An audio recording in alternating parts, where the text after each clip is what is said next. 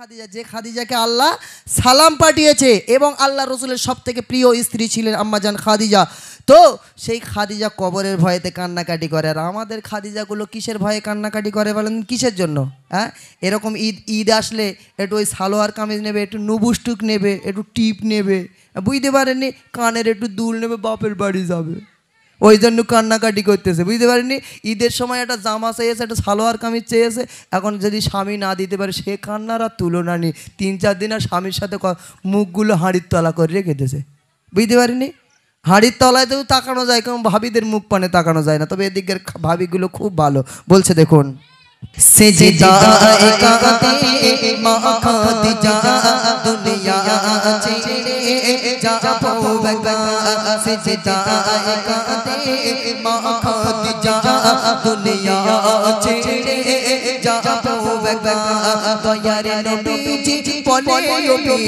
কিসের তোমার বেদনা, তোমার কান্নায় আরশ তুলে যায়, বলো মনের কি বাসনা, দয়ার নবীজি বলে ও বিবি, বলো কিসের বেদনা, তোমার কান্নায় আরশ তুলে যায়, বলো তোমার বাসনা।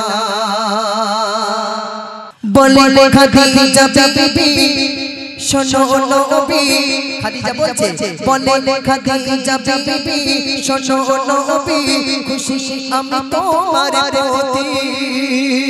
আম্মাজান খাদিজা বলছে, বলে খাদিজা বিবি শোনো নবী, খুশি আমি তোমার প্রতি। চিন্তা আমার কবরের সওয়াল জবাবের, কে বলছে? আম্মাজান খাদিজা কুবরা বলছে, চিন্তা আমার কবরের সওয়াল জবাবের, যদি না দিতে পারি কবরের ওই কঠিন আযাব, কবরের ওই কঠিন আযাব সইতে আমি পারব না। সিজদায়ে কাঁদে মা খাদিজা, দুনিয়া ছেড়ে যাবো গা। ইয়া রাসূলুল্লাহ, আমি কবরে গেলে যখন আমার এই কবরের আযাব আমি খাদিজা সহ্য করার মতো আমার ক্ষমতা নাই, তাই কবরের ভয়ে কান্নাকাটি করছি। ওই সময় আম্মাজান খাদিজা বলছে, আমার কান্না তখনই বন্ধ হবে, আমার শর্ত কিছু পূরণ করতে হবে। কি কি শর্ত? মন দিয়ে শুনুন। এই কথা শুনে নবী বলে বিবি, এই কথা শুনে নবী বলে বিবি, চিন্তা তুমি করো না। কে বলে বিবি পুরনো নবী করো যদি মনের বাসনা, কবর হাসর পুলসিরাতে, কবর হাসর পুলসিরাতে চিন্তা আর রবে না। সিজদায়ে কাঁদে মা খাদিজা, দুনিয়া ছেড়ে যাবো গা। তো আমার এই শর্তগুলো যদি আপনি পূরণ করেন, তাহলে কবর হাসর পুলসিরাতে আমি খাদিজা আমার কোনো আর চিন্তা থাকবে না। আমার শর্ত কি কি শর্ত? ইয়া রাসূলুল্লাহ, আমি যখন মারা যাব এই শর্তগুলো আমাকে পূরণ করে দিতে হবে। কি শর্ত বলছে দেখুন, মন দিয়ে শুনুন। তোমার পাগড়ি আমার কাফন, কে বলছে? আম্মাজান খাদিজা কুবরা দয়ার নবীকে বলছে, তোমার পাগড়ি আমার কাফন, তোমার কদম যেন মোর কবরে পড়ে। ইয়া রাসূলুল্লাহ, আমি যখন মারা যাব আপনার ওই ছেঁড়া ছেঁড়া পাগড়িগুলো আমি রেখে দিয়েছি, আপনার ওই জুব্বাগুলো আমি রেখে দিয়েছি, এই জুব্বা দিয়ে আমার কাফনের কাপড়টা বানিয়ে দেবেন। আর এবং আমি যখন মারা যাব আমার কবরে ওই কবর খোঁড়া হবে, ওই কবরের ভিতরে আপনি একটু নামবেন, আপনার কদমের ছোঁয়া যেন আমার কবরের ভিতরে একটু লেগে যায়, বুঝতে পারেননি? আর আমাদের ভাবিদের শর্ত কি, আমাদের ভাবিদের দাবি কি? বলে, এই দেখো অমুকের বোর কিরম বড় মোবাইল রয়েছে, 1 হাত মোবাইল, আমার একটা মোবাইল দাও না। তোমার সংসারে খেটে খেটে আমার জীবনটা চলে গেল, তুমি আমার একটা শখ পূরণ করো না, বুঝতে পারেননি? ভাই বলতে টাকা নি, বলতে বন্ধনলে দাও, আমি কাম সেলাই করে টাকা দেবান, কুম ঝাঁটা মারার দরকার, বুঝতে পারেননি? বলছে দেখুন, তোমার পাগড়ি আমার কাফন, তোমার কদম যেন মোর কবরে পড়ে।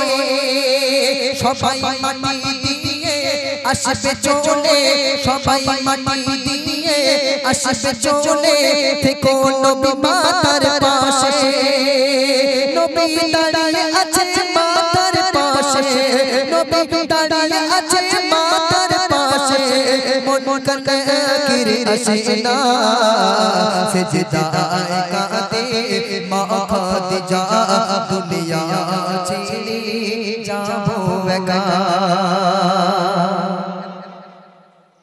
তো বলছে পাগড়ি দিয়ে আমার কাফন কবরে যেন আপনার কদমটা ছোঁয়া লাগে, এবং আমি যখন দাফন করে সবাই যখন চলে যাবে ইয়া রাসূলুল্লাহ আপনি যেন আমার কবরের পাশ থেকে সরে যাবেন না, আমার কবরটার দিকে তাকিয়ে তাকিয়ে একটু দেখবেন। আল্লাহ রসুল তাকিয়ে তাকিয়ে দেখছে মন কান্নে কি কবরে ঢুকছেন না, দুজনা দাঁড়িয়ে আছে। ওই সময় আল্লাহ পাকের ফারিস্তা এসে দয়ার নবীর কাছে সুসংবাদ দিচ্ছেন। কি সুসংবাদ? কিন্তু আমাদের খাদিজা, আমাদের ফতেমা, এরা এত সুন্দর নাম রেখেছে, এরা হচ্ছে গালির মাস্টার। বুঝতে পারেননি? আমাদের খাদিজাগুলো কবরে গেলে আগে ফারিস্তারা ব্যাটমলে বসে থাকবে, শুধু একবার আয়, স্বামীর মাথা চিবিয়ে খাবে। হ্যাঁ, বুঝতে পারেননি? তাহলে আমাদের কবরের চিন্তা নেই। কি চিন্তা করছেন তিনি শেষ কথায় বলছে, দেখুন খাদিজার সওয়ালের জবাব কে দিচ্ছে, একটু মন দিয়ে শুনুন। আল্লাহ বলে জিবরিল যাও চলে জমিনে তেরে আর তুমি করো না।